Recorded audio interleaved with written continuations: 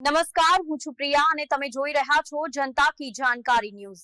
નજર કરીએ આજના સમાચાર ઉપર। અબડાસા તાલુકાના વાડાપથ્થર ગામે ગૌચર જમીન પર થયેલ દબાણ દૂર કરવામાં આવ્યા।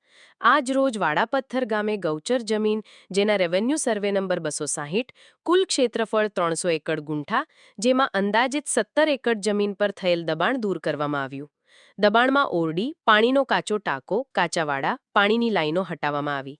આ કામગીરીમાં પોલીસ પ્રશાસનના અધિકારીઓ તેમજ કર્મચારીઓ તાલુકા વિસ્તરણ અધિકારી સાથે રાખી એકંદરે શાંતિપૂર્વક આ દબાણ હટાવવાની કામગીરી પૂર્ણ કરવામાં આવી હતી, જેમાં વાડાપથ્થર સરપંચ શ્રી, તલાટી શ્રી તેમજ સામાજિક આગેવાનો અને ગ્રામજનોનું પણ સહયોગ રહ્યો હતો।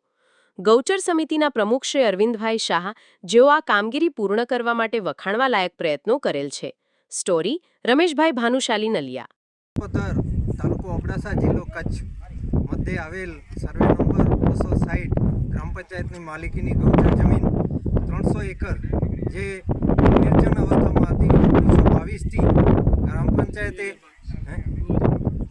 2000થી 2020 પછી એનું ડેવલપ કરવામાં આવ્યું। 22થી સફાઈ કરવામાં આવી અને સતત આ પ્રયત્નથી ને ખાસ તો ગામના સરપંચ શ્રી જયપાલસિંહ જાડેજા અને મારા સાથી એવા મયુરસિંહ જાડેજાની આ મહેનત થકી જ્યારે આ શક્ય બન્યું છે।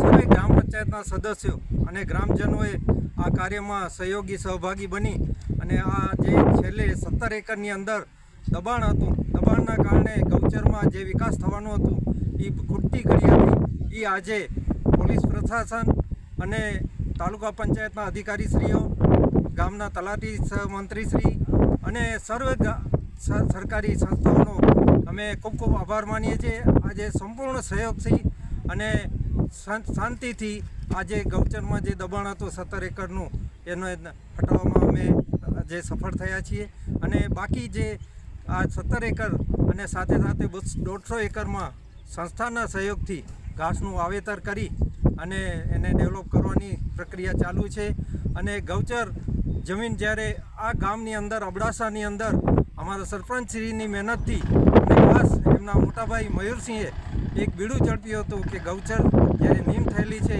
જે ગાયો માટે છે, આ ગાયોની સેવામાં સમર્પિત થઈ સેવાભાવથી છેલ્લા 1 વર્ષથી સતત પ્રયત્નોથી આ આજે શક્ય બની છે ગૌચર ખાલી કરવાનું। એના માટે ખૂબ ખૂબ ધન્યવાદ, આભાર, સર્વે તંત્રનો ખૂબ ખૂબ આભાર। પત્રકાર મિત્રો વધાર્યા, પોતાનો સમય કાઢ્યો અને આના ગૌચરની કાર્યમાં સેવાભાવી થયા તે બદલ સર્વે પત્રકાર મિત્રોનો પણ અત્રેથી અમે ખૂબ ખૂબ આભાર વ્યક્ત કરીએ।